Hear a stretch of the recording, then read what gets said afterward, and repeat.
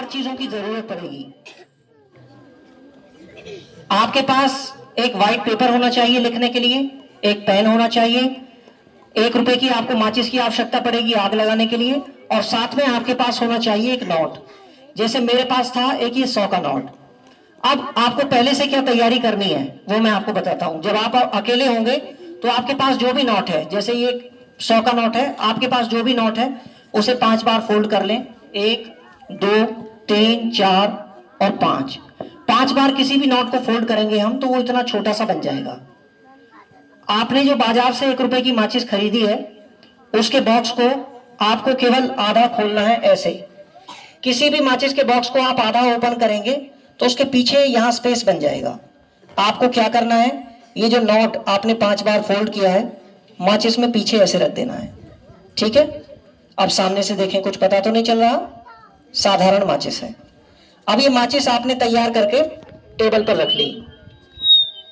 अब जब आप किसी को ये ट्रिक दिखाएंगे तो वो तो आपने पहले से तैयारी करनी है अकेले में। जब आप किसी को ये ट्रिक दिखा रहे होंगे तो आप एक व्हाइट पेपर लेंगे और जितने का भी नोट आप बनाना चाहते हैं आप उस कागज पर लिख देंगे। लेकिन लिखते समय इतना जरूर ध्यान रखेंगे जितने का नोट आपने उस माचिस में छिपाया है उतने ही कागज पर लिखने हैं। ऐसा नहीं है आपने माचिस में रख दिया एक फटा हुआ 10 का नोट और बाद में कागज पर लिख दिए 500 रुपए। वो ट्रिक आपकी फेल हो जाएगी क्योंकि माचिस के अंदर 10 का नोट रखा हुआ है। तो लिखने के बाद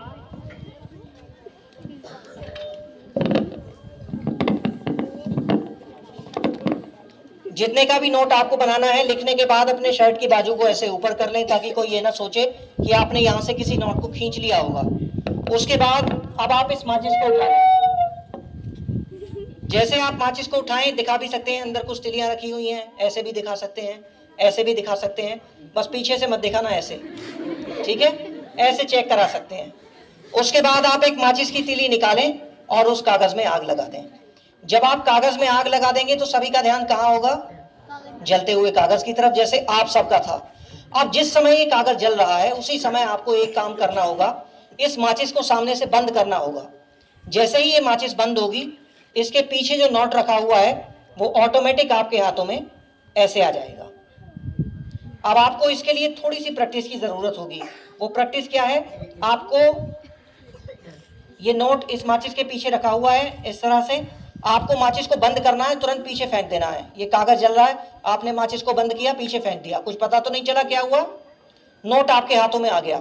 अब जब ये कागज जल जाए इसको तो नीचे छोड़ दें और वैसे ही एक छोटा सा राख का टुकड़ा तोड़ करके उसे अपने हाथों में ऐसे रब करने के बहाने जो नोट आपके हाथों में पहले ही प्रकट हो चुका है उसको खोल करके सबके सामने ऐसे प्रस्तुत कर दें।